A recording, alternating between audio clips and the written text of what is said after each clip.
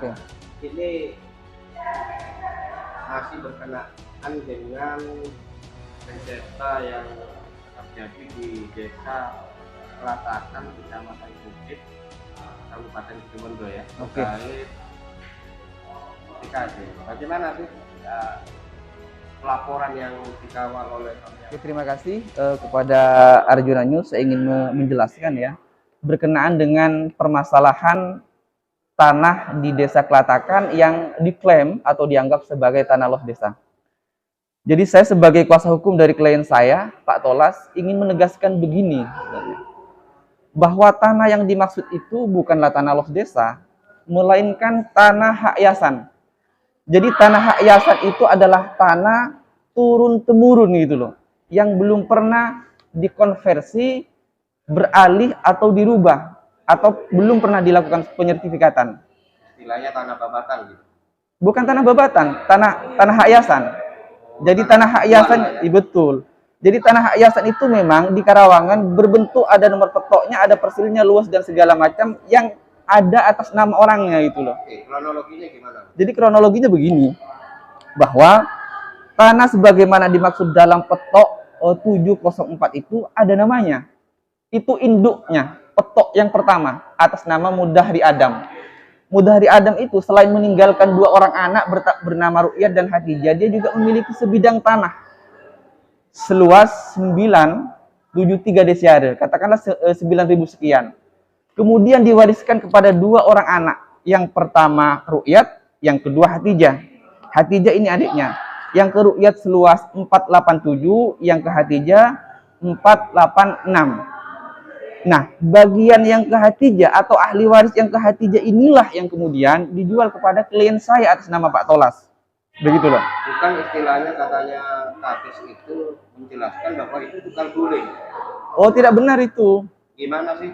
Jadi begini. Saya ceritakan dulu peristiwanya. Setelah tanah itu dijual, ya, kami mendapat informasi dari klien saya bahwa tanah itu sudah diklaim sebagai los desa. Saya pertanyakan, kenapa kok tidak di masanya mantan Kades almarhum Pak Yoyo? Kenapa tidak dilakukan penatausahaan terkait tanah los desa? Ada pertanyaan mendalam terkait peristiwa-peristiwa sebelumnya. Akhirnya kami melihat Karawangan yang ada dan dibandingkan dengan Karawangan yang saya punya juga. Ternyata di liter C itu ada semacam coretan, keliru. Ya kan? Keliru ini kan peristiwa hukum. Apakah, pertanyaannya secara hukum, Hadijah ini pernah melakukan perbuatan kriminal kepada orang tuanya dulu sehingga menggugurkan hak ahli warisnya? Atau Hadijah ini mempunyai hutang piutang kepada kakaknya si Ru'yat sehingga dinyatakan bagiannya dianggap keliru? Karena setelah dicoret dikatakan keliru, tanah itu kembali kepada kakaknya. Berarti luasnya seperti yang pertama, 973 desiare. Ini yang menjadi pertanyaan hukum. Bagaimana mungkin secara hukum kewarisan Islam, anak yang sudah mendapatkan hak kemudian dicatat keliru atau gugur? Ini yang menjadi pertanyaan besar kepada kami. Kemudian oleh siapa ini? Si Ru'yat katanya dijual kepada orang Kendit. Kemudian dilakukan tukar-menukar. Pertanyaan saya, kalau memang demikian, bagaimana sih mekanisme tukar-menukar itu? Apakah ada berita acara yang dilakukan terkait tukar-menukar tentang tanah los desa itu?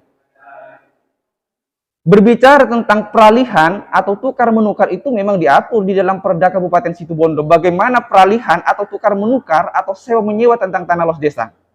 Ini yang kedua. Dan yang ketiga, saya ingin menjelaskan begini. Pemerintah Desa Kelatakan itu sebenarnya gagal paham. Dia tidak memahami tentang hukum tanah.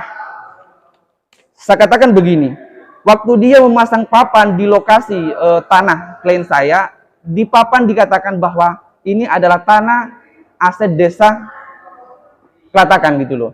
Dengan nomor persil 90. Di persil 90 itu tidak pernah ada tanah los desa, tidak ada tanah ganjaran desa. Yang ada di persil nomor 76. Petoknya 2150. Padahal petok 2150 itu atas nama Pak Umi, lokasinya di Kuntil. Gitu loh. Dan luasnya ya 6950. Padahal yang dibeli oleh klien saya itu hanya seluas 486 lah desiare. Tanah ganjaran Desa Kelatakan. Padahal tanah ganjaran itu letaknya memang sudah ada, seperti di Persil nomor 12, Persil nomor 17 dan 18. Oleh karena hal itu peristiwa singkat yang menurut saya perlu diklarifikasi. Nah, oleh karena hal itu, kenapa saya sampaikan kemarin, berbicara dicoret atau keliru, gitu kan? Nah, kelirunya ini seperti apa? Kalau misalnya tidak ada berita acara, misalnya pada tahun sekian yang tidak bisa dibuktikan, ya tidak bisa begitu. Kita nanti akan berbicara tentang masalah bisa nggak dibuktikan bahwa itu benar-benar tanah kas desa. Kalau tidak, kedatangan Narbiyoto ke lokasi dengan menyerukan, ya, atau memerintahkan untuk melakukan pembabatan itu adalah perbuatan pidana sebagaimana dimaksud dalam pasal 606 KUHP. Selain itu, pembabatan yang dilakukan oleh Narwiyoto, ya, Kades Kelatakan bersama dengan rekan-rekannya atau bersama dengan perangkat desa itu sudah menimbulkan kegaduhan. Salah satu bukti yang menimbulkan kegaduhan, ada banyak dan kami datang rekan-rekan ke sana ingin apa ya? Ingin menyanggah kenapa mau dibabat, kenapa mau dikuasai. Prima dan segala macam Pak Toto. Ya, sudah saya bertanggung jawab kepada rakyat soal pelayanan ini. Ayo, Arit. Jadi kalau ada peralihan yang lain itu, peralihan-peralihan yang tidak jelas, yang tidak sesuai dengan prosedur hukum, ini yang menjadi bantahan kami selaku kuasa hukumnya. Ya. Jadi bukan begitu. Sekali lagi Pak Toto, ya. Anda dipilih dengan rakyat, ya, agar Anda bisa program yang baik dan pelayanan yang baik. Ya, salah satunya akan jadi program Anda menyatakan bahwa program pelayanan yang prima, ini di luar program pelayanan yang prima. Ingat loh. Makasih. Tapi oleh itu, jangan dulu, jangan dulu. Nah, kegaduhan inilah yang sebenarnya menurut saya bertentangan dengan undang-undang yang mengatur tentang peraturan hukum pidana. Jadi saya kemarin juga pernah ketemu dengan salah satu pihak kepolisian. Apa Mas Lukman komentar Anda terkait laporan itu? Laporan yang kami lakukan bukan hanya bertentangan dengan pasal 406 tentang KUHP, tapi perbuatan Narbiyoto selaku kepala desa dengan perangkatnya sudah melanggar tentang peraturan hukum pidana. Karena dia menyuruhkan, memerintahkan, yang menimbulkan kegaduhan inilah yang menjadi unsur yang akan kami tindak lanjuti.